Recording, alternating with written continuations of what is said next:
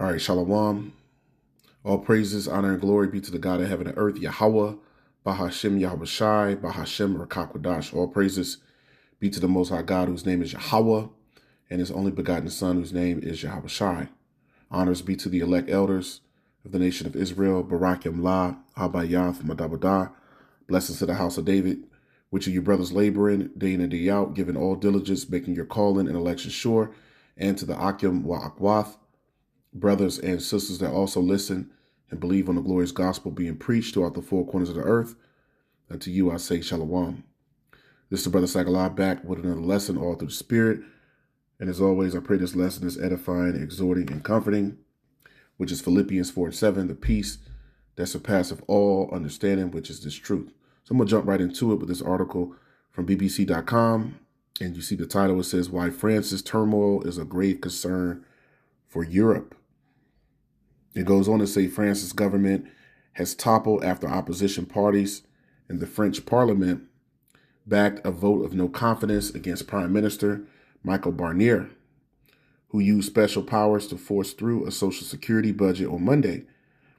That the country is in turmoil, political and economic, is not only of grave concern to French citizens. These are times of deep global instability. So there's great concerns and great instability going on, which is the fall of the European Union, which coincides with and is directly linked and interconnected with the fall of America, which is the fall of the Edomites. So that's what we're talking about. What we're seeing, domino by domino, is the fall of the Edomites. That's what we're witnessing. That's who's ruling, who will be ruling in the last days, as it says in 2 Ezra 6 and verse 9. Esau is the end of the world, and Jacob is the beginning of it that followeth. So we're witnessing the fall of Esau. These are times of deep global instability, and France, together with Germany, is traditionally seen as the EU's motor in terms of ideological and political horsepower. But that motor is spluttering, to put it mildly.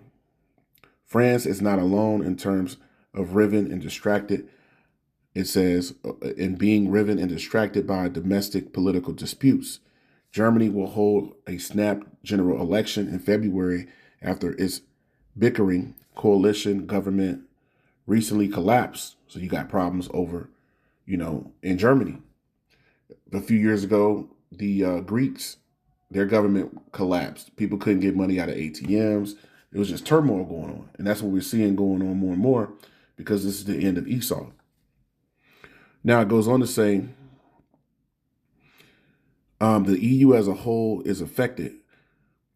What of that determined show of strength and unity Europe aimed to maintain in the face of an expansionist, aggressive Kremlin? Because really, this is the hooks being put back into the jaws, as the scriptures tell us, and Russia being brought back to fulfill its role in prophecy. So really, Europe, the Edomites, the Western nations, America and Europe, are really forming a coalition against the BRICS alliance, which is headed by Russia.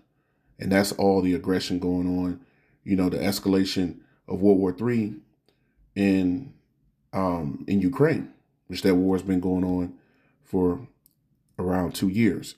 Now it goes on to say, and how will Europe fulfill its promise to remain steadfast by Ukraine's side if soon to be again President Donald Trump reduces or even stops the flow of military aid to Kiev? Because he's been saying that he's going to do that, because he really, before Trump, had a really good relationship and gave high praises to Vladimir Putin, right? It says France is, after all, Europe's only large military power, along with the UK. Trump's return to the White House fills the EU and Europe more widely with anxiety. And that anxiety is that the money and the aid is not going to be going to Ukraine to continue to fight this war. So then Ukraine falling, and then other nations actually being attacked, and even EU member nations. So that's why you had a lot of scrambling with different nations along the border of Russia over the last year and a half, to try to become and get membership and to have some sort of backing, right?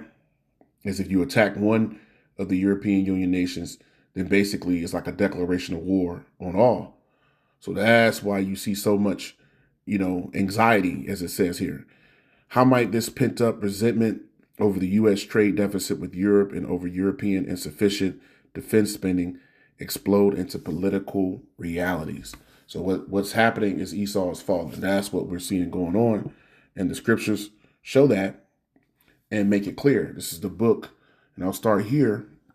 It's the book of Job, just making it very clear. Job 20:5, it says that the triumphing of the wicked is short and the joy of the hypocrite but for a moment. I'll read it again. This is Job 20:5.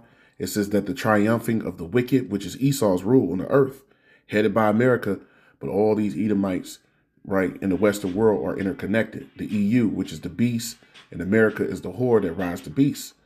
Job 20:5, that the triumphing of the wicked is short and the joy of the hypocrite is but for a moment. So Esau's rule is almost done. And that's what we're witnessing with all these European nations, the infighting, the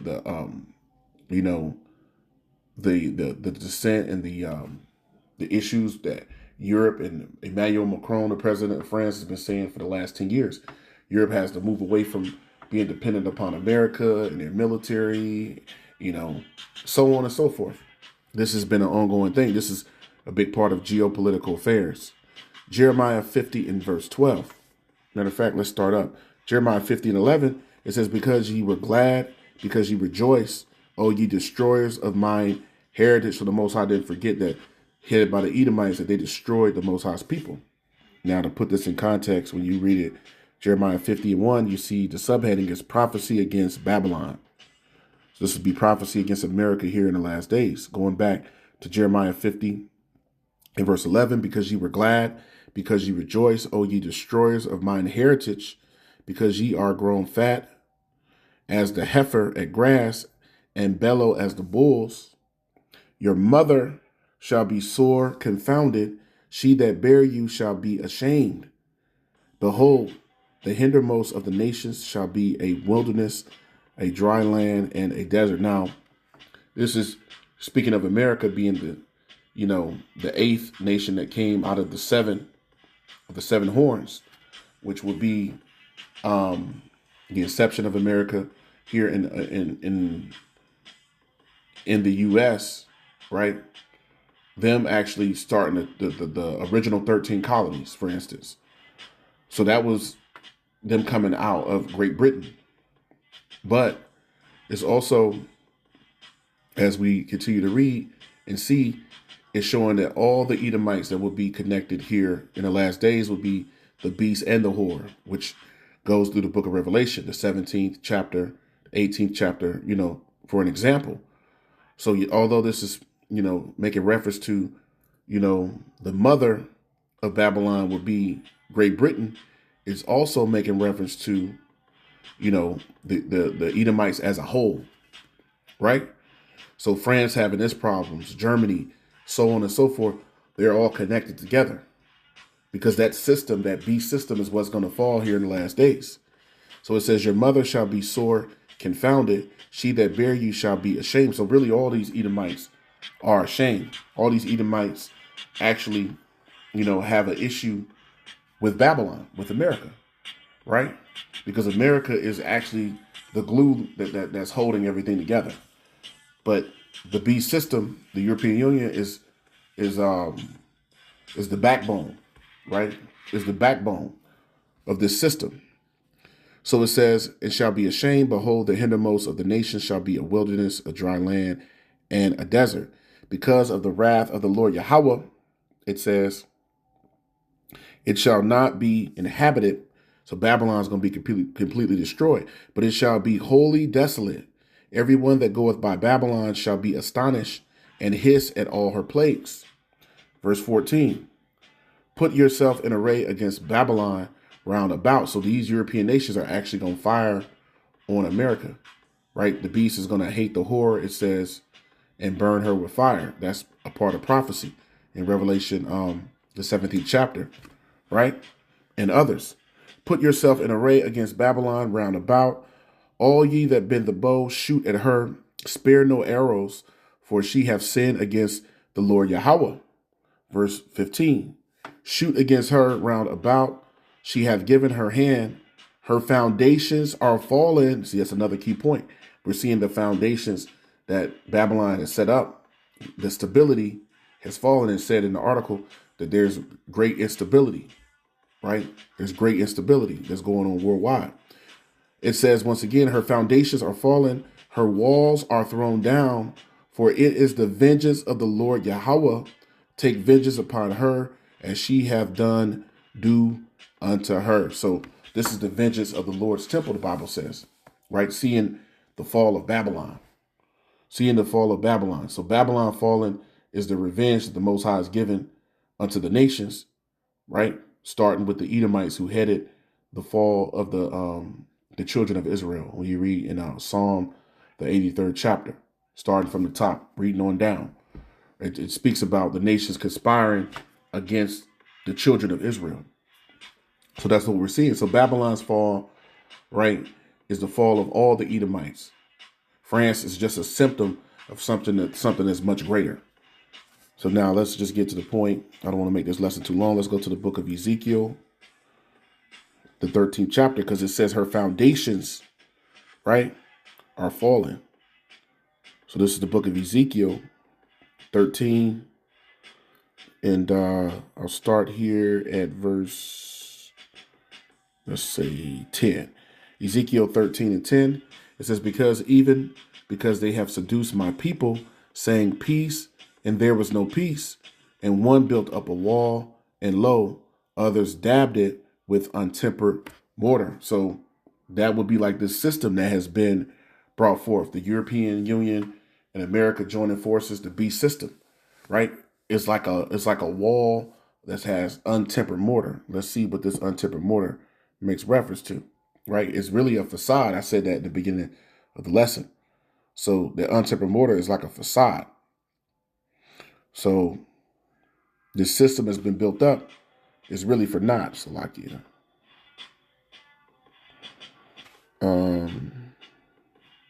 Press the wrong button. Let's go back to it. So this untempered mortar, H8602, it says foolish, insipid, tasteless, unseasoned, whitewashed, meaning uncertain. So whitewashed, something that is fake. It says foolish things, unsavory, to smear, to plaster. So ultimately something that is vain. So this system that's crashing, as it said in Jeremiah, the 50th chapter, the foundation is fallen, is like a wall of untempered mortar, right? It's whitewashed. So behind this wall is no stability there, right? Because the scriptures tell us, Psalm 127:1, except the Lord build the house, they labor in vain.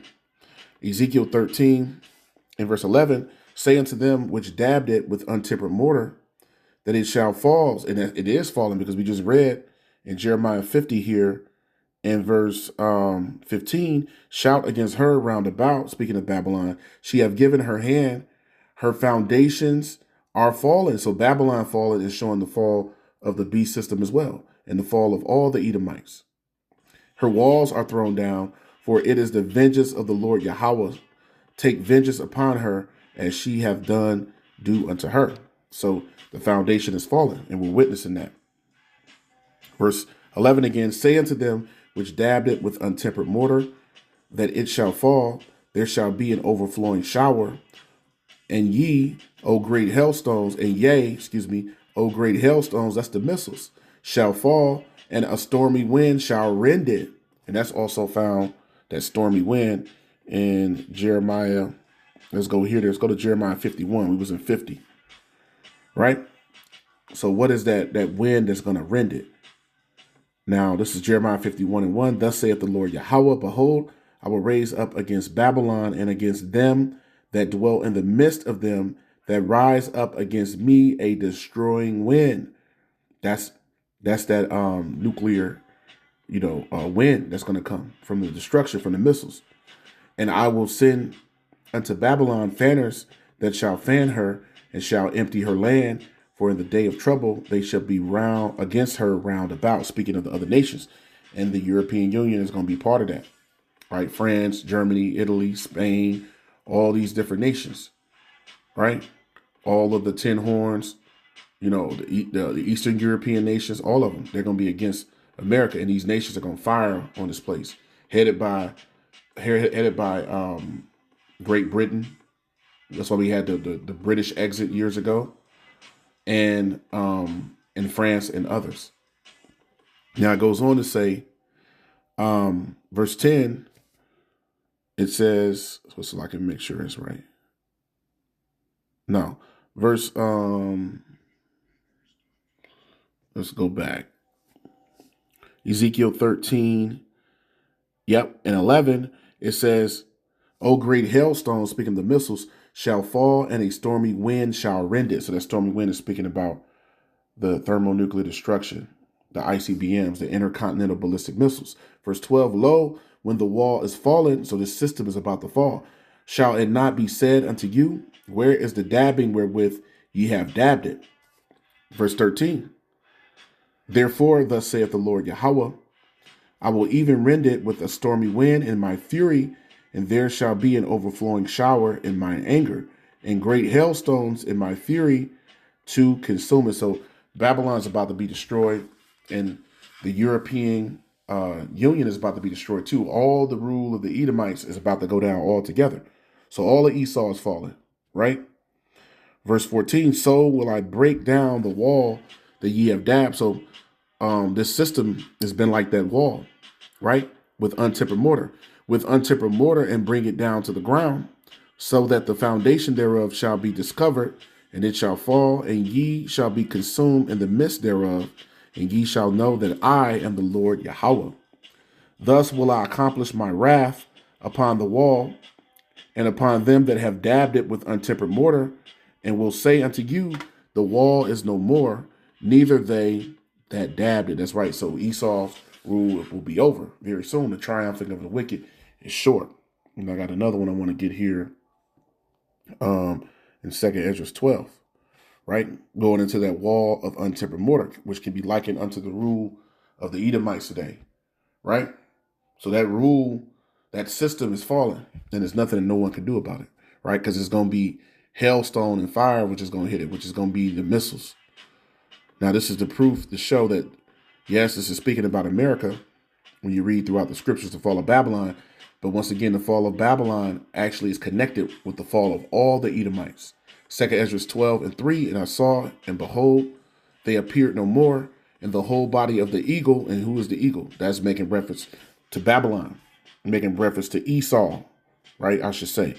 The eagle's making reference to Esau. This is the book of Obadiah. And going to the point, well, I'll just start at 1. It says, Edom here, the subheading, will be humble. Obadiah 1 and 1, the vision of Obadiah. Thus saith the Lord Yahweh. It says, concerning Edom, we have heard a rumor from the Lord Yahweh, and an ambassador is sent among the heathen. Arise you, and let us rise up against her in battle. Behold, I have made thee small among the heathen, thou art greatly despised. Verse 3, the pride of thine heart hath deceived thee, thou that dwellest in the clefts of the rocks, the Caucasians, right? The cave dwellers. This is making reference to them, whose habitation is high, that saith in his heart, who shall bring me down to the ground? Verse 4, though thou exalt thyself as the eagle, the symbol of the Edomites, and though thou set thy nest among the stars, thence will I bring thee down, saith the Lord. So that's the Edomites pushing that, going back to Sputnik and NASA, going all into the heavens, right? That's been pushed first and foremost by the Edomites, because that's a big part of prophecy. So it says the eagle, right? So Esau here in Obadiah, right? That symbol has been given of him, of the eagle, prophetically. Now this is 2nd Esdras 12 and 3 again. And I saw, and behold, they appeared no more. And the whole body of the eagle, what we just read in Obadiah, that will be all the Edomites, headed by America, but all the Edomites. The whole body of the eagle was burnt, so that the earth was in great fear. Then awakened I, it says, out of trouble and trance of my mind, and from great fear, and said unto my spirit. That's right. So now this is prophecy that the whole body of the eagle would be burnt and destroyed here in the last days. That would be that wall of untempered mortar, that wall that's about to fall, that's been whitewashed, right? That's really vain and worthless, because this system has done nothing but instability to the earth, wickedness, idolatry, iniquity, right? Just everything that is contrary to the Most High, Satanism, everything that is, contrary, Shaitan. This world has been given over to Satan, right? Which is wickedness, and the rule of Esau, Edom has brought forth wickedness. Evils have multiplied in the earth underneath the rule of the man of sin. So with that, I pray this lesson was edifying, exhorting, and comforting. And to you believing brothers and sisters, I want to give all praises, honor, and glory to the God of heaven and earth, Yahweh, Bahashem Yahawashi, Bahashem Rekakwadash. All praises be to the Most High God, Yahweh, and His Son Yahawashi. Honors be to the elect elders. Barakim La Habayath Madabada. Blessings to the house of David, you brothers laboring day in and day out.